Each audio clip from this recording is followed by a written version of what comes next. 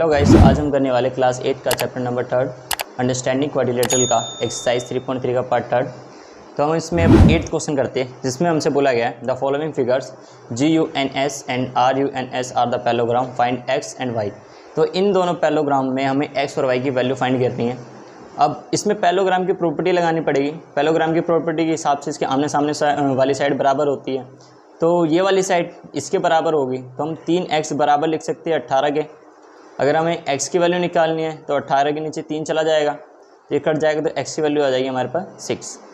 ऐसे ही हम इस वाली साइड को इस वाली साइड की इक्वल लिख सकते हैं, क्योंकि आमने सामने वाली साइड बराबर होती है। तो 3y माइनस का 1 बराबर हो जाएगा 26 के। अब y की वैल्यू निकालनी है, पहले माइनस का 1 इक्वल सीधा आएगा तो प्लस का हो जाएगा, अब ये हो जाएगा 27।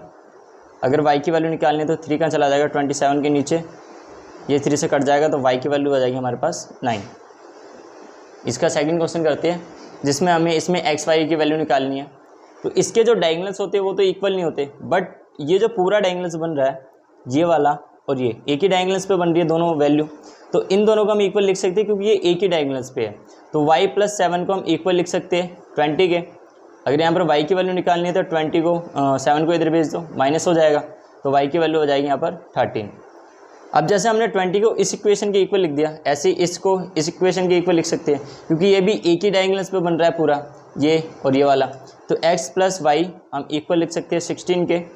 और यहाँ पर हमें x की वैल्यू निकालनी है, y की वैल्यू कितनी फाइंड करी थी हमने यहाँ पर 13, वो यहाँ पर पुट कर देते हैं हम 16 की जगह। अब x की वैल्यू निकालनी है तो 16 में से माइनस कर दो 13, तो x की वैल्यू आ जाएगी हमारे पास यहाँ पर 3।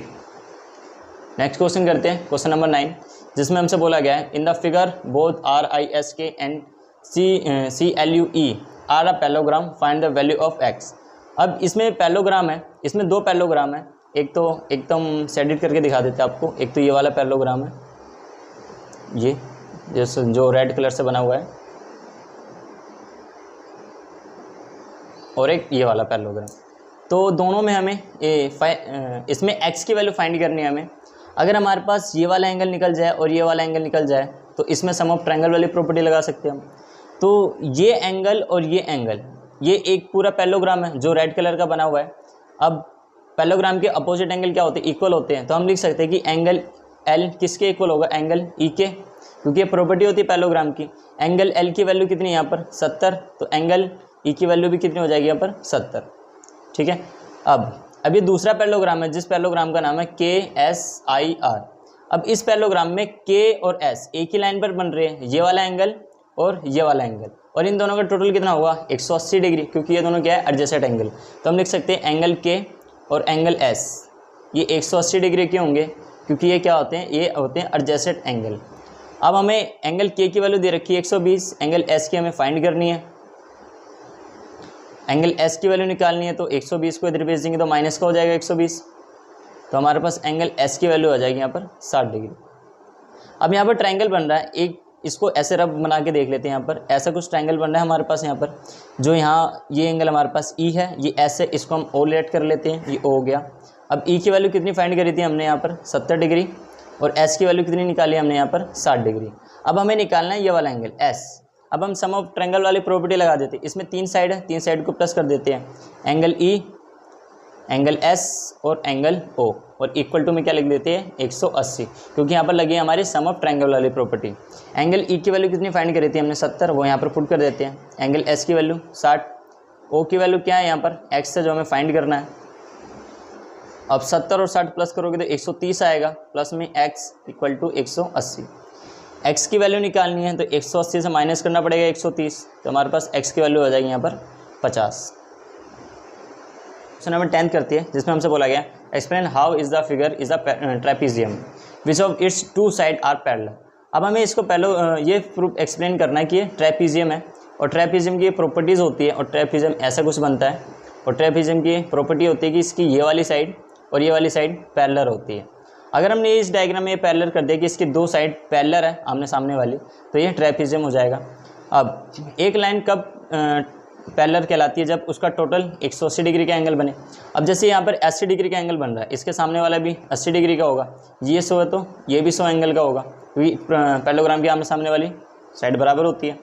अब क्या इसका टोटल 180 बन रहा है n कितना है हमारे पास 80 है और m कितना है 100, तो इन दोनों का टोटल बन रहा है ना 180, और k और l का भी बन रहा है क्योंकि k कितना है 100 और l कितना है यहाँ पर 80 डिग्री का, तो इसका भी टोटल बन रहा है। तो हम कह सकते हैं कि जो mn है वो पैरेलल है हमारा कि l के, और ये जो निशान होता है वो पैरेलल का निशान होता है।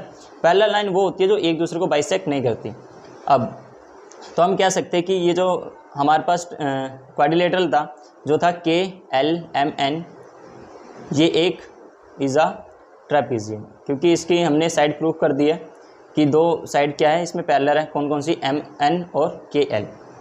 नेक्स्ट क्वेश्चन करते हैं जिसमें हमें c की वैल्यू फाइंड करनी है, इसकी वैल्यू फाइंड करनी है। अब ये एक ही लाइन पर बन रहे हैं दोनों एंगल, और एक ही लाइन पर बनने वाले एंगल कौन से होते हैं, एडजेसेंट एंगल। तो एंगल b और एंगल c का टोटल कितना होगा 180 डिग्री, क्योंकि ये वाले कौन से एंगल होते हैं, एडजेसेंट एंगल होते हैं। अब एंगल b की तो हमें वैल्यू दे रखी है यहाँ पर 120, एंगल c का हमें फाइंड करना है।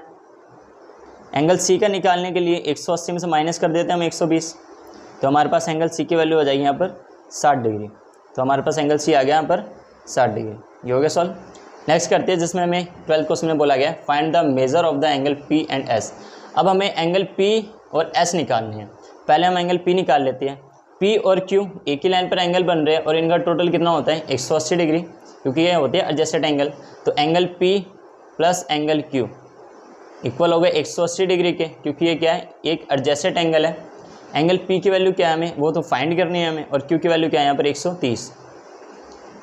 अगर हमें एंगल p की वैल्यू फाइंड करनी है तो इसको 180 में से माइनस करना पड़ेगा 130 को, तो हमारे पास एंगल p की वैल्यू आ जाएगी यहाँ पर 50 डिग्री। तो एंगल p आ गया हमारे पास 50। अब निकालते हैं हम एंगल s। एंगल r और एंगल s ये एक ही लाइन पर बन रहा है, और इन दोनों का टोटल कितना हो जाएगा फिर 180, क्योंकि ये भी एडजेसेंट एंगल होंगे। तो यहाँ पर हम लिख सकते हैं एंगल s और एंगल r इक्वल टू 180, क्योंकि ये क्या है ये भी एक एडजेसेंट एंगल है। एंगल s की वैल्यू तो हमें फाइंड करनी है, r की वैल्यू ये कितनी दे रखी है, इसको 90 मानते हैं तो 90 है इक्वल टू 180। एंगल s की वैल्यू निकालनी है तो 180 में से माइनस कर दो 90 डिग्री का, तो एंगल s की वैल्यू आ जाएगी हमारे पास 90 डिग्री। तो ये आ गया हमारा 90 डिग्री।